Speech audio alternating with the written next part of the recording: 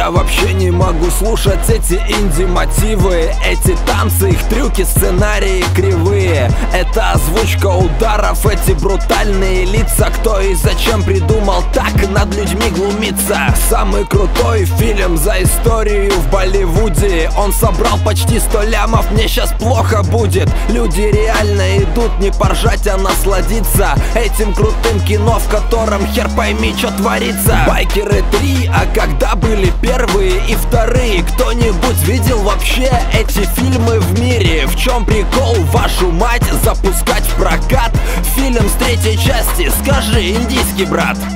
Действие картины развернется в Чикаго, в семье циркачей, которым всего лишь-то надо показать 3 дядькам номер свой мега крутой, чтоб цирк к херам не закрыли за долг перед страной.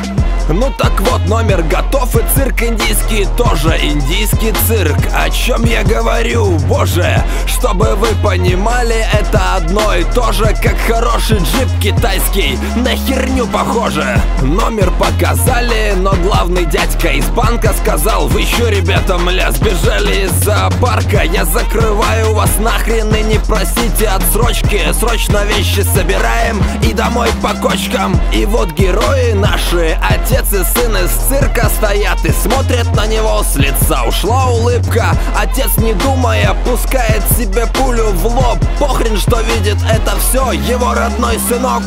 Ну так вот, этот сынок, индийский мальчик, вырос и теперь мечтает ограбить банчик, который денежку не дал на их цирк с отцом. И из-за этого упали они в грязь лицом. Вот такой сюжет, просто жопа, да. Я когда прочел, не верил, но оказалось так.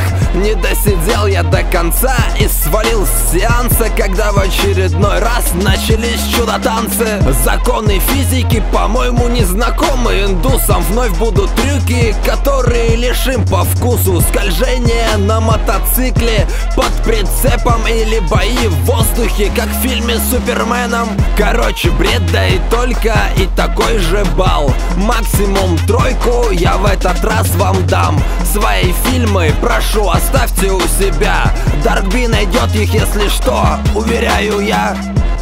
Принято считать, что в играх вроде покера главное для выигрыша — это хитрость, железные нервы и слепое везение. Но что на самом деле важнее для победы? Умение или удача?